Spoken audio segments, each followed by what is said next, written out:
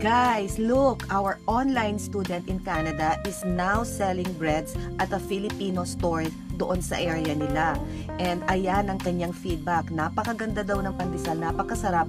And for her first delivery, 12 dozens agad ang order sa kanya. And then she shared to me these photos of her freshly baked Spanish bread.